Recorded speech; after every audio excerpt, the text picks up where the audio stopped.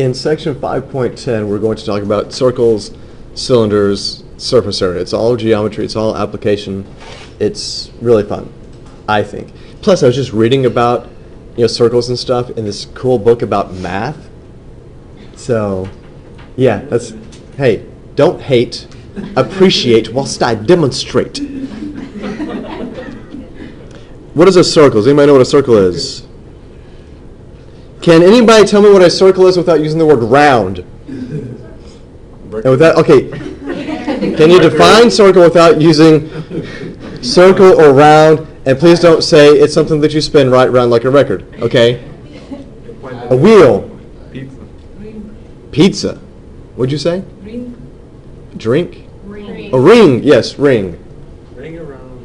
Yeah, ring around the rosies, pocket full of posies. Hey, let's talk about the plague. Anyway, a circle, it is the collection. It's a collection or set of points. Some fancy words for you. Equidistant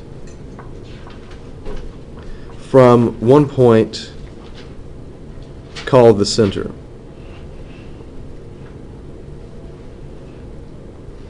This is the definition for a circle. Basically that says that, okay, we have a center here, and all of the points that are the same distance away from this in a plane would be the circle. Now I know that this is not perfect. Oh, this is so far from perfect. But good enough for government work, right? So all of these points that are the same distance away. So this distance here is the same as this distance here, and so on. All these points are the same distance away from this center. And so that is what a circle is. Now, a lot of times we say that this distance from the center to the outside is called the what? What do we call this? Radius. We call this the radius. So the radius, excuse me. So the radius is the distance. It's the distance from the center to a point on the circle.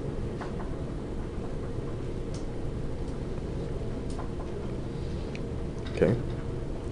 Now, what is the diameter?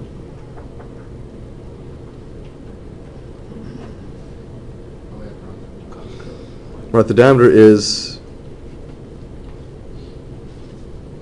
it's the distance across a circle going through the center.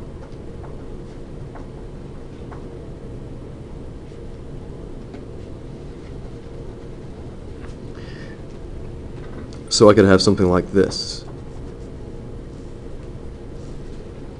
Going through the center, so this guy would be the diameter.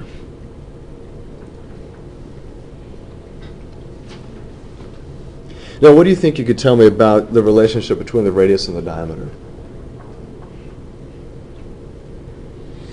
Diameter is 2 radius. The diameter, as we can see in the picture, is the same length as having 2 or twice the radius, right? Can you see that in the picture? Because if you look at the radius is always the same here, this radius is the same length, this radius is the same length, and so on. So this would be one radius right here, and this would be the length of another radius, so that's 2 of them. Right? Now, for the longest, people were always trying to figure out what is the distance around the circle. Is there some special relationship between the distance around the circle and the diameter? And of course, I bet you guys know what that is, right? Heard about it? You read about it? No. All right, so I'll tell you. First, let me tell you this. The circumference, this is the distance around a circle.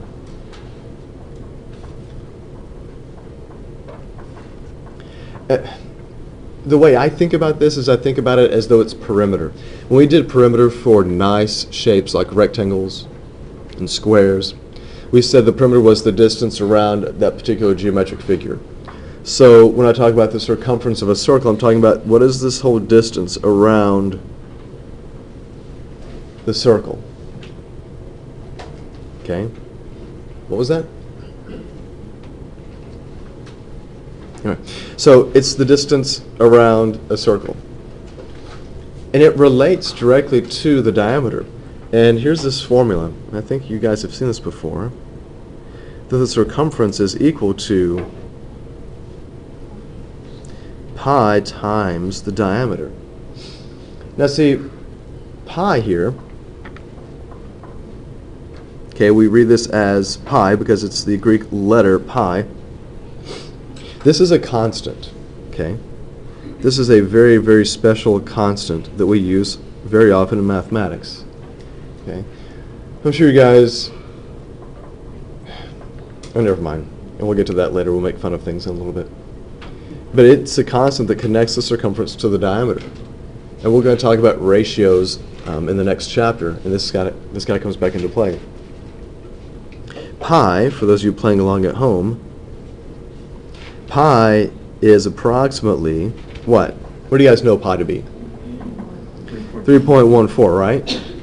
But if we add a few digits to this, it's about 3.1415926535797, and this guy just kind of keeps on going. Remember earlier when we were talking about decimals, we talked about rational versus irrational numbers? We said that rational numbers were those numbers whose decimal either stops or it repeats and it has that pattern. This guy doesn't. This guy is most definitely,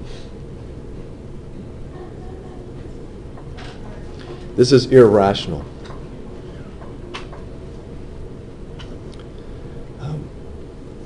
It's irrational. There's no way to exactly represent this guy as a quotient. Although, you may see some of these guys show up from time to time just to help you with calculations. You may see something like this. People will say that pi is approximately 3.14. Okay? They may say that pi is approximately 3.1416 if they take that out to 4 decimal places. Sometimes they'll say that pi is approximately equal to the fraction 22 over 7. It's not exactly equal to that, and you may be going, why would we even go to fractions? Well, sometimes if you approximate pi to be 22 over 7, that can really simplify some of the calculations that we end up doing. And when you look here, if I were to figure that out, 22 divided by 7, does that equal this same ridiculous pi number that I have written out here? Is it the same? No, but you see it's accurate to at least the first 2 decimal places, right? And would that be close enough for a lot of things that we would be doing? Yeah, especially if this were a multiple choice test and you were having to choose and the answers were far enough apart, you'd be able to come up with a reasonable approximation here. And this is a number that mathematicians have been working on for a very, very long time.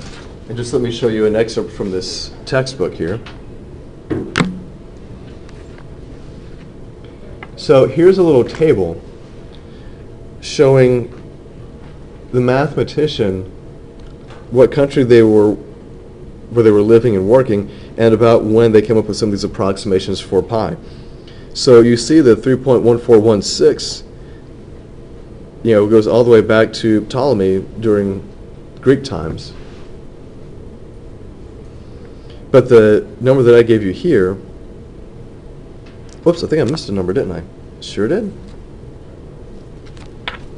Well, now I'm embarrassed. Recorded for all to see. But you know what? I'm not above making mistakes. And I will point those out, which I just did. So I knew it didn't sound right when I said it. It's like when you say a phone number, like, you know what? I know I'm missing something. So even before the 1600s, they had, look how many decimal places they have here. This is well before calculators and computers. The methods that they use for coming up with this is just some really insane stuff. And here's a little picture that kind of gives you an idea about how they came up with pi and how they came up with the circumference. Okay? If you look here, this is a pentagon with a circle inscribed with another pentagon inscribed inside of that, right? Would it be easy enough to find the distance around a pentagon?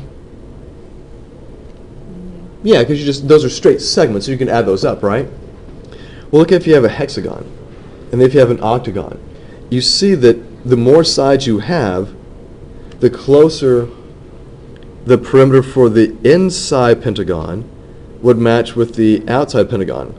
And then when you add another side, the perimeter on the inside gets a little bit closer to the outside, and so on and so on. So if you keep increasing the number of sides, you keep increasing the number of sides of the polygon, then whatever is inscribed, the distance will be very close to that of the circumscribed one.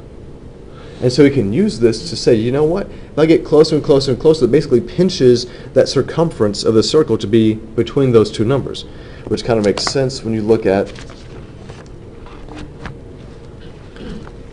this guy right here who's saying, it's somewhere in between this, or some of these numbers they have right here.